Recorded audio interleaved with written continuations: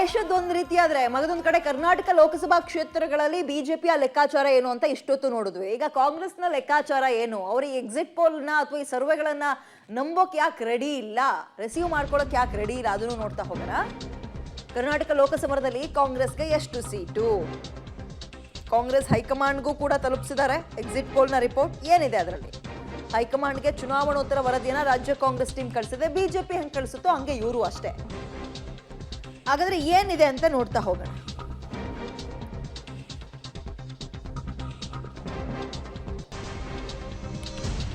Exit poll ನ ಇವರು receive ಮಾಡ್ಕೊಳ್ಳೋಕೆ ರೆಡಿ ಇಲ್ಲ. ಹೆಚ್ಚಿದ ಲೆಕ್ಕಾಚಾರ ಕಾಂಗ್ರೆಸ್ನಲ್ಲಿ ಎಕ್ಸಿಟ್ ಪೋಲ್ ಆದ್ಮೇಲೆ ಕರ್ನಾಟಕದಲ್ಲಿ 14ರಿಂದ 16 ಸೀಟ್ ಗೆಲ್ತೀವಿ ಅನ್ನೋ ಇನ್ನೂ ಕೂಡ ವಿಶ್ವಾಸದಲ್ಲಿದ್ದಾರೆ. ಅಂದ್ರೆ ಡಬಲ್ ಡಿಜಿಟ್ ಬಂದೇ ಬರ್ತೀವಿ ನಾವು, ಈ 4-5 ನಮಗಲ್ಲ ಈ ಸಲ, ಗ್ಯಾರಂಟಿಗಳನ್ನ ಜನ ಕೈ ಹಿಡ್ತಿದ್ದಾರೆ, ಒಪ್ಪಿದ್ದಾರೆ ನಮ್ಮನ್ನ. ಸಿದ್ದರಾಮಯ್ಯ DKಶಿ ಜುಗಲ್ಬಂದಿ ವರ್ಕೌಟ್ ಆಗಿದೆ, ಗ್ಯಾರಂಟಿಗಳನ್ನ ಹೆಣ್ಮಕ್ಳು ಬಿಟ್ಕೊಡಕ್ ರೆಡಿ ಇಲ್ಲ ಅಂತ ಇವರು. ಕರ್ನಾಟಕದಲ್ಲಿ 14ರಿಂದ 16 ಸೀಟನ್ನು ಗೆಲ್ಲುವ ವಿಶ್ವಾಸದಲ್ಲಿದೆ ಕಾಂಗ್ರೆಸ್. 10 ಕಡೆ ಕಾಂಗ್ರೆಸ್ ಗೆಲುವು ಡೌಟು, ಇನ್ನೊಂದು 6 ಕಡೆ 50-50 ಫೈಟು. ಕನಿಷ್ಠ 12 ಕ್ಷೇತ್ರದಲ್ಲಾದ್ರೂ ಪಕ್ಕ ಗೆಲ್ತೀವಿ ಅಂತ ಇವರು. ಪಂಚ ಗ್ಯಾರಂಟಿಗಳು, ಅದೇ ಹೆಣ್ಮಕ್ಳಿಗೆ ಬಸ್ಸು, ಗೃಹ ಜ್ಯೋತಿ, 2,000 ರೂಪಾಯಿ ಇವೆಲ್ಲವೂ ಸೇರಿದಾಗ ಪಂಚ ಗ್ಯಾರಂಟಿಗಳು ಇಂಪ್ಯಾಕ್ಟ್ ಮಾಡುತ್ತೆ ಅಂತ ಕಾನ್ಫಿಡೆನ್ಸ್ನಲ್ಲಿದ್ದಾರೆ. ಓಕೆ, ಇದೀಗ 14 ಸ್ಥಾನವನ್ನು ಗೆದ್ದೇ ಗೆಲ್ತೀವಿ ಅಂತ ವಿಶ್ವಾಸದಲ್ಲಿ ಕಾಂಗ್ರೆಸ್ ಇದೆ. ಯಾವ್ಯಾವುದು ಅಂತಲೂ ನೋಡ್ತಾ ಹೋಗೋಣ, ಅವ್ರಿಗೆ ಕಾನ್ಫಿಡೆನ್ಸ್ ಎಲ್ಲೆಲ್ಲಿದೆ ಅಂತ. 8ಕ್ಕೂ ಹೆಚ್ಚು ಕ್ಷೇತ್ರಗಳಲ್ಲಿ ಹೆಚ್ಚು ಅಂತರದ ಗೆಲುವನ್ನು ಸಾಧಿಸ್ತೀವಿ ಅಂತ ಇವರು. BJP ಅವರು 9, ಇವರು 8, ಸಖದಾಗಿ ಲೀಡ್ ಕೊಡ್ತೀವಿ ಅಂತಿದ್ದಾರೆ. 7ಕ್ಕೂ ಹೆಚ್ಚು ಕ್ಷೇತ್ರಗಳಲ್ಲಿ ಗೆಲ್ತೀವಿ, ಬಟ್ ಲೀಡ್ ಕಡಿಮೆ ಇರುತ್ತೆ. ಅದನ್ನು ಯಾವ್ದ್ಯಾವುದು ಅಂತ ನೋಡ್ತಾ ಹೋಗೋಣ. ಇನ್ನು ಇನ್ನೊಂದು 8ಕ್ಕೂ ಹೆಚ್ಚಿನ ಕ್ಷೇತ್ರಗಳಲ್ಲಿ ಫೈಟ್ ಇದೆ. BJPನ ಗೊತ್ತಿಲ್ಲ ನಮಗೆ, ಬಟ್ ಫೈಟ್ ಅಂತೂ ಇದೆ, ನೆಕ್ ಟು ನೆಕ್ ಫೈಟು ಅಂತ ಇವ್ರು ಕೊಡ್ತಾ ಇರೋ ಮಾಹಿತಿ. ಗ್ಯಾರಂಟಿಗಳಿಂದ ಮಹಿಳಾ ವೋಟರ್ಸ್ನಲ್ಲಿ ಒಂದು ಎಲ್ಲರೂ ಬಂದು ಕಾಂಗ್ರೆಸ್ಗೆ ಅಥವಾ ಹಸ್ತಕ್ಕೆ ಮತವನ್ನು ಒತ್ತಿರ್ತಾರೆ ಅನ್ನುವಂತಹ ಕಾನ್ಫಿಡೆನ್ಸ್ನಲ್ಲಿ ಕಾಂಗ್ರೆಸ್ ಇದೆ. ಸೊ ಹಾಗಾದರೆ ನೋಡ್ತಾ ಹೋಗೋಣ ಏನೇನು ಯಾವ್ಯಾವ ಕ್ಷೇತ್ರದ ಮೇಲೆ ಕಾನ್ಫಿಡೆನ್ಸ್ ಇಟ್ಕೊಂಡಿದ್ದಾರೆ ಇವರು ಅಂತ. ಸೊ ಹೆಚ್ಚು ಲೀಡ್ ಗೆಲುವನ್ನು ಕೊಡುವಂಥದ್ದು ಚಾಮರಾಜನಗರ ಅಂತ BJP ತಗೊಂಡಾಗ BJPಗೆ ಡೌಟ್ ಇದೆ ಚಾಮರಾಜನಗರದ ಮೇಲೆ.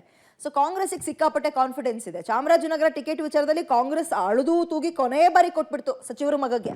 ಇನ್ನು ಬೆಂಗಳೂರು ಗ್ರಾಮಾಂತರದಲ್ಲಿ ಟಫ್ ಫೈಟ್ ಇದೆ ಅಂತ BJP ಅಂದ್ಕೊಂಡ್ರೆ ನೋವೇ ಚಾನ್ಸೇ ಇಲ್ಲ, ಅನಾಯಾಸವಾಗಿ ಗೆದ್ದುಬಿಡ್ತೀವಿ, ನಾವೇ ಗೆಲ್ಲೋದು, ಸುರೇಶೇ ಗೆಲ್ಲೋದು ಅಂತ ಕಾನ್ಫಿಡೆನ್ಸ್ನಲ್ಲಿ ಬೆಂಗಳೂರು ಗ್ರಾಮಾಂತರದಲ್ಲಿ, ಅಂದರೆ ಬೆಂಗಳೂರಿನ ಗ್ರಾಮಾಂತರ ವಿಚಾರದಲ್ಲಿ ಕಾಂಗ್ರೆಸ್ ಇದೆ. ಇನ್ನು ಕೋಲಾರದಲ್ಲಿ ಯಾವ ಒಲೇಟು ಇಲ್ಲ, ಏನೂ ಇಲ್ಲ.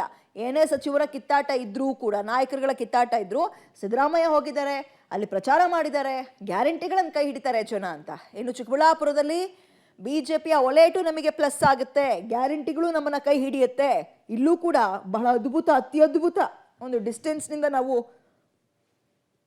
ಗೆಲ್ತೀವಿ ಅನ್ನುವಂತಹ ಒಂದು ಕಾನ್ಫಿಡೆನ್ಸ್ನಲ್ಲಿದ್ದಾರೆ. ಚಿತ್ರದುರ್ಗ ಅಂತ ತಗೊಂಡಾಗ BJP ಕೂಡ ನಾವು ಗೆಲ್ತೀವಿ ಬಟ್ ತೀರಾ ಲೀಡ್ ಕೊಡಲ್ಲ ಅಂತ ಹೇಳಿದರು, ಬಟ್ ಇವ್ರು ನಾವು ಗೆಲ್ತೀವಿ ಅಂತ. ದಾವಣಗೆರೆ ಶಾಮನೂರು ಶಿವಶಂಕರಪ್ಪ ಅವರ ಸೊಸೆ ಗೆಲ್ತಾರೆ, ಗ್ಯಾರಂಟಿ ಜನ ನಮ್ಮ ಕೈ ಹಿಡಿತಾರೆ ಅಂತ ಇವರಿದ್ದಾರೆ ಕಾಂಗ್ರೆಸ್ನವರು. ಹಾಗೆ ಕಲಬುರಗಿ ಮತ್ತು ಕೊಪ್ಪಳದಲ್ಲಿ BJPಯ ಒಲೇಟು ನಮಗೆ ಪ್ಲಸ್ ಆಗುತ್ತೆ ಅಂತ ಕಾಂಗ್ರೆಸ್ ಅಂದ್ಕೊಂಡಿದೆ. ಓಕೆ, ಇದಿಷ್ಟಾದರೆ ಕಡಿಮೆ ಲೀಡು ಗೆಲ್ತೀವಿ ಬಟ್ ಕಡಿಮೆ ಲೀಡ್ ಸಿಗುತ್ತೆ ಅಂತ ಏನೇನು ಅಂದ್ಕೊಂಡಿದ್ದಾರೆ ಅಂದರೆ ತುಮಕೂರಿನಲ್ಲಿ ಯಾಕಪ್ಪ ಅಂತ ಹೇಳಿದ್ರೆ BJPಯ ಒಲೇಟು, ಸೋಮಣ್ಣ ಅವರ ಮೇಲೆ ಇದ್ದಂತಹ ಅಸಮಾಧಾನ ಇವೆಲ್ಲ ನಮಗೆ ವರವಾಗುತ್ತೆ, ಮತಗಳಾಗಿ ಕನ್ವರ್ಟ್ ಆಗುತ್ತೆ ಅಂತ.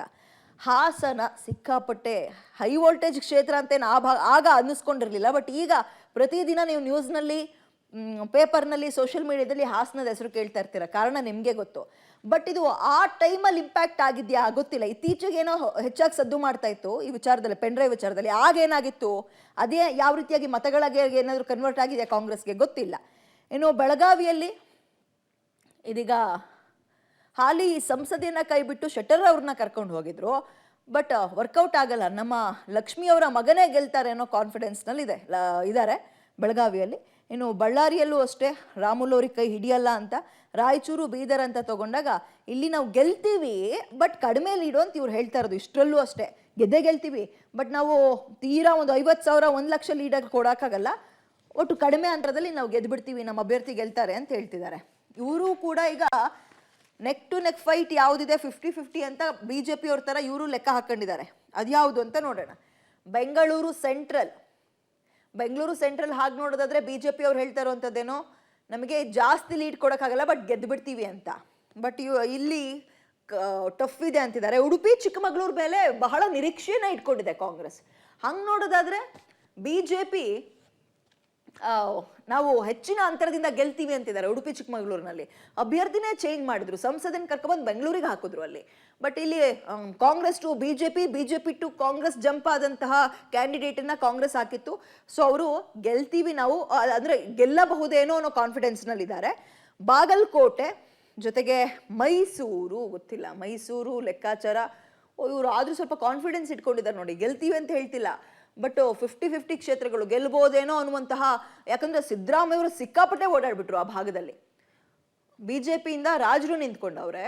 ಈಗ ಸಿದ್ದರಾಮಯ್ಯ ಕೂಡ ಅದನ್ನ ಬಿಟ್ಕೊಡಕ್ಕೆ ರೆಡಿ ಇರಲಿಲ್ಲ. ಇವ್ರು CM ಬೇರೆ ಆಗಿದ್ದಾರೆ, ಒಂದು ರೀತಿ ಪ್ರತಿಷ್ಠೆಯಾಗಿ ತಗೊಂಡಿದ್ರು. ಜೊತೆಗೆ ಉತ್ತರ ಕನ್ನಡ ದಕ್ಷಿಣ ಕನ್ನಡ ಅಂತ ತಗೊಂಡಾಗ ಅಲ್ಲಿನ ಕ್ಯಾಂಡಿಡೇಟ್ಗಳ ಬದಲಾವಣೆ ನಮಗೆ ವರವಾಗುತ್ತೆ ಅಂತ ಇವ್ರು ಅಂದ್ಕೊಂಡಿದ್ದಾರೆ. ಆಲ್ಸೋ ವಿಜಯಪುರ, ಇದಿಷ್ಟರಲ್ಲಿ 50-50 ಅಂತ ಕಾಂಗ್ರೆಸ್ ಇದೀಗ ಒಂದು ನಿರೀಕ್ಷೆಯನ್ನು ಇಟ್ಕೊಂಡು ಒಂದು ರಿಪೋರ್ಟ್ ರೆಡಿ ಮಾಡಿಕೊಂಡು ಹೈಕಮಾಂಡಿಗೆ ಕಳಿಸ್ಕೊಟ್ಟಿದೆ.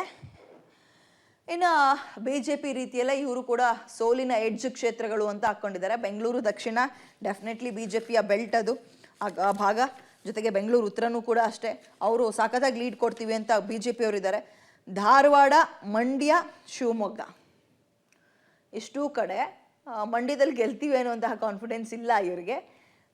ಏನೇ ಸರ್ಕಸ್ ಮಾಡಿದ್ರು ಕೂಡ ಯಾವ ಹಣದ ಪ್ರಭಾವವೂ ಕೂಡ ವರ್ಕೌಟ್ ಆಗಿಲ್ಲ. ಓಕೆ, ಇದೀಗ ಇಷ್ಟು ನಾವು ರಾಜ್ಯದ ಬಗ್ಗೆ ಫೋಕಸ್ ಮಾಡ್ತಾ ಇದ್ವಿ ಅಲ್ವಾ. ಓವರ್ ಆಲ್ ಆಗಿ ಒಂದ್ಸಲ ನೋಡ್ಬಿಡೋಣ. ನೋಡಿ, ಇದು ಸುದೀರ್ಘ 3 ತಿಂಗಳ ಲೋಕಸಭಾ ಚುನಾವಣೆಯ 7 ಹಂತದ ಮತದಾನ ಪ್ರಕ್ರಿಯೆ ನೆನ್ನೆ ಮುಗಿತಾ ಇದ್ದಂತೆ ಜನ ಎಲ್ಲ ಟಿವಿ ಮುಂದೆ ಕುತ್ಕೊಂಡು ಕಾಯ್ತಾ ಇದ್ದಿದ್ದು ಏನಪ್ಪಾ ಅಂತ ಹೇಳಿದ್ರೆ ಎಕ್ಸಿಟ್ ಪೋಲ್ ಏನ್ ಹೇಳುತ್ತೆ ಅಂತ. ಬಿಜೆಪಿ ಹೋದಲ್ಲಿ ಬಂದಲ್ಲಿ 400ಕ್ಕೆ ಅಂದ್ರೆ 400 ಪಾರ್ ಅಂತಿತ್ತು. ಮತ್ತೊಮ್ಮೆ ನಾವು 400 ಗೆಲ್ತೀವಿ, ಮತ್ತೊಮ್ಮೆ ಮೋದಿನೇ ಬರ್ತಾರೆ ಅಂತಿತ್ತು. ಆ 400ನ ಗುರಿಯನ್ನ ಎಲ್ಲ ಎಕ್ಸಿಟ್ ಪೋಲ್ಗಳು ಮುಟ್ಲಿಲ್ಲ ಅಂದ್ರೂ ಕೂಡ, ಅಂದ್ರೆ ಆ ಸರ್ವೆ ಪ್ರಕಾರ 400 ಅಂತ ಅಂಕಿಅಂಶ ಕೊಡ್ಲಿಲ್ಲ ಅಂದ್ರೂ ಕೂಡ ಸ್ಪಷ್ಟ ಬಹುಮತದೊಂದಿಗೆ ಅಧಿಕಾರದ ಗದ್ದುಗೆ ಇರೋದು ಬಿಜೆಪಿ ಸ್ಪಷ್ಟ ಅನ್ನೋ ಒಂದು ರಿಸಲ್ಟ್ ಅನ್ನ ಕೊಡ್ತಾ ಇದೆ. ಸೊ ಇದಿಷ್ಟು ಎಕ್ಸಿಟ್ ಪೋಲ್ ಏನ್ ಹೇಳಿದೆ ಅನ್ನೋದಕ್ಕೆ ಸಂಬಂಧಪಟ್ಟಂತೆ.